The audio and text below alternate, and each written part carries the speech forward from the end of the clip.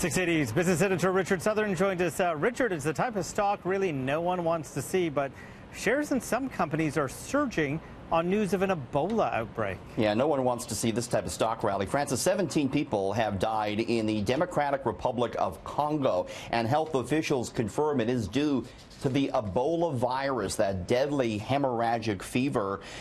This is just the latest outbreak there in the Congo. Of course, the river in the eastern part of that country gave its name to the virus when it was first discovered there back in the 1970s.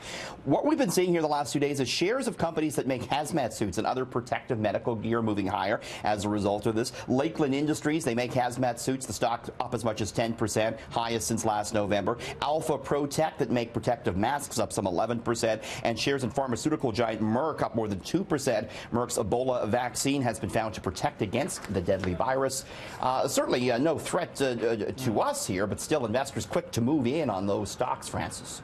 Well, the price of oil has hit a 3.5-year high after Donald Trump pulled the U.S. out of the Iran nuclear deal. Yeah, it's been straight up here for oil the last couple of days, and it gained another $2, 3% today, up to $71.14. As you say, 3.5-year high for Texas tea, with the likelihood now that we're going to see a lot less Iranian oil on the market, with the U.S. perhaps going to put sanctions back in place against that country. This is good news for Bay Street. TSX at its highest in more than 2 months. As far as the gas prices are concerned, we're paying dearly at the pumps, although we're going down a penny at midnight tonight. So gas falling just slightly tonight, Francis. Now, I thought Siri was a smooth talker, but it turns out that Google's robot can now make eerily lifelike phone calls for you. If you're like me and you're not crazy about talking on the phone, Francis, then this is going to be perfect for you. And this is going to be out in the next couple of months. I want to show it to you. Okay. Google's virtual assistant. You tell it what you want to do. You want to make, say, a hair appointment in this case. You tell it, make a hair appointment for me. It'll do it. This is the computer on the left. Take a look. How can I help you? Hi, I'm calling to book a woman's haircut for a client. I'm looking for something on May 3rd. Do you have anything between 10 a.m. and 12 p.m.?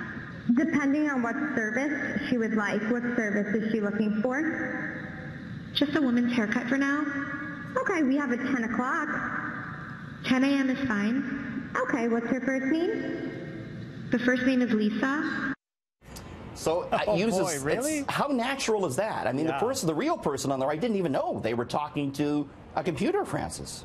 And it could actually answer the question, detect the questions, which were complex, and answer them. Uses ums and ahs and like and what have you. So there's another example of maybe you and I being replaced soon if computers can do that. Don't say that, Richard. Shouldn't be saying that. No one can replace our humor.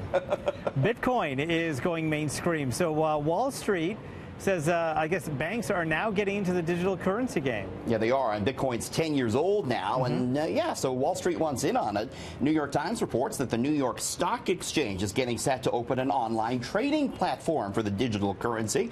Goldman Sachs, the biggest investment bank in the U.S., it says it's going to open a Bitcoin trading desk. We've also, in the last couple of months, seen the Chicago Mercantile Exchange get on board with Bitcoin. There's still many big detractors out there. Just the other day, Warren Buffett, the most famous investor there is, called it rat poison, but it seems like it's here to stay. Right now, you want a Bitcoin, Francis, it'll set you back about 11,900 Canadian dollars. It has stabilized a little bit after a sell-off the other month.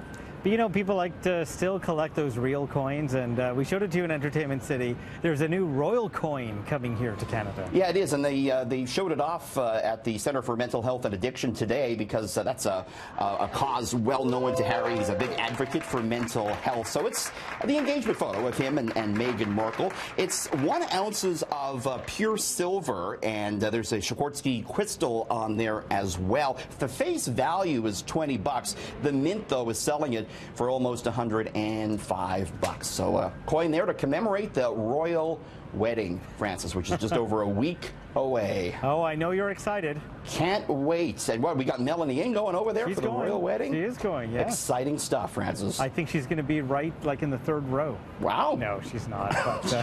But, she'll need her binoculars. She'll be the third street over from wherever it's being held, yeah. All right, thank you, Richard. Here's Adrian.